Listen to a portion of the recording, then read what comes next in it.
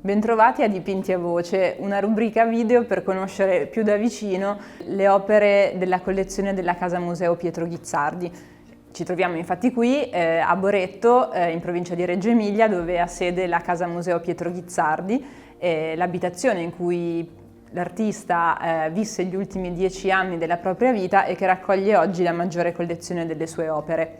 Pietro Ghizzardi è stato ed è riconosciuto come uno degli artisti più importanti dell'outsider art italiana ed europea. Per tutta la vita ha fatto l'agricoltore, il bracciante agricolo, e dipingendo però ogni giorno della sua vita, creando da sé i supporti e i materiali per dipingere, creando un linguaggio assolutamente personale, sia sul versante pittorico che su quello letterario, perché è stato anche scrittore.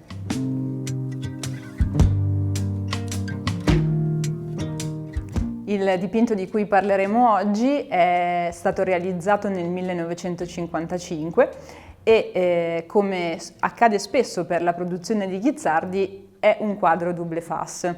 E il fatto che sia dipinto su tutte e due le facce non è casuale. All'epoca Pietro Ghizzardi non era conosciuto ancora come pittore, praticava la pittura, diciamo così, nella segretezza della sua casa e della sua intimità familiare, e anzi dalla collettività, dalla comunità che lo circondava, ciò che produceva e che di rado diffondeva non era considerato particolarmente bello o piacevole alla vista.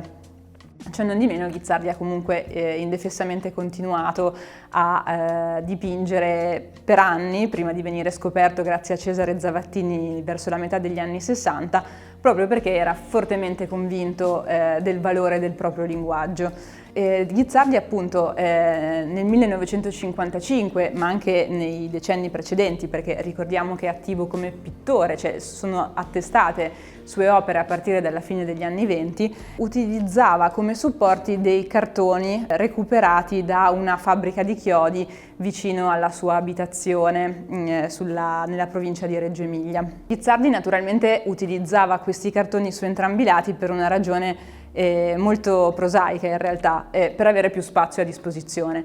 All'epoca chiaramente la sua situazione economica era di estrema povertà e di conseguenza ogni centimetro disponibile in qualche modo andava sfruttato. Su questa faccia del quadro troviamo un ritratto di una donna, Marenga, un soggetto di fantasia, un ritratto di grandissima intensità dove ritroviamo il trattamento che Pietro Ghizzardi riserva alla figura femminile. L'espressione è indagata attraverso l'utilizzo della linea e, come sempre, un'importanza fondamentale riveste la realizzazione degli occhi. Lo sguardo è forse una delle caratteristiche più enigmatiche ed affascinanti della sua produzione.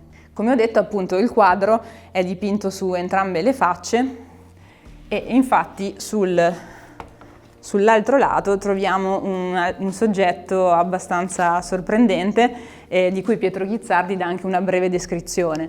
Scrive che ha dipinto l'orso bruno il giorno 28 marzo del 1955. Questo soggetto, questo orso bruno, è una delle prime attestazioni di dipinti di animali conservate e quindi ha chiaramente un grandissimo valore come testimonianza, ma anche dal punto di vista formale.